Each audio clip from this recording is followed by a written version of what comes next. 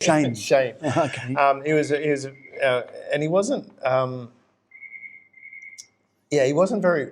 In our opinion, wasn't very bright, but he was a good-looking guy, and he was always dating these really amazing women. They were beautiful, they were intelligent, they were kind. So there was doctors and stuff like that. He was dating, and we're like, how? You're not that bright.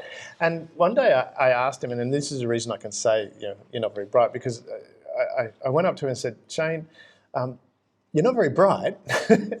No, I literally said that. How is it you're dating all these great women?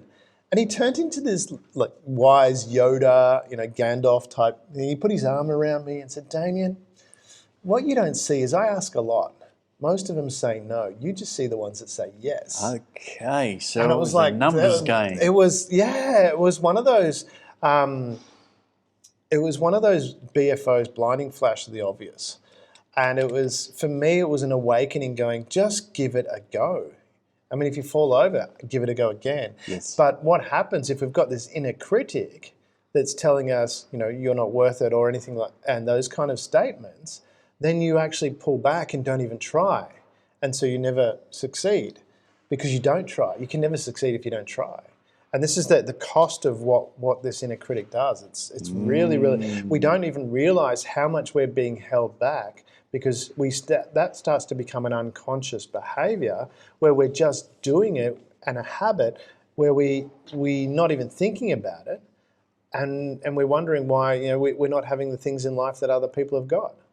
And in the intimate dance between men and women, particularly young men and women of the age of courting age, Is there a maximum age? Well, again, in this day and age, the parameters have shifted somewhat. So I think the producer would agree with that. But in the intimate dance with human beings, there is approaches and there are rejections, and there are a whole range of issues. And I'm finding today with our young men that they're not dealing with rejection very well at all. In fact, instead of taking it on the chin and accepting that as part of the process, that actually it's a huge setback, and they actually are putting way too much emphasis on that, which could potentially be part of a negative opinion of oneself. What do you think? Absolutely, that's where that stems from. I mean, if you ask someone, say, like, would you like to go out with me, and they say no, and you think that's a reflection of you as a person, that is a negative opinion of yourself. Yep. I mean, that's possibly saved you from a lifetime of misery. That person saying no, because they could be a complete and utter twat. Very much so.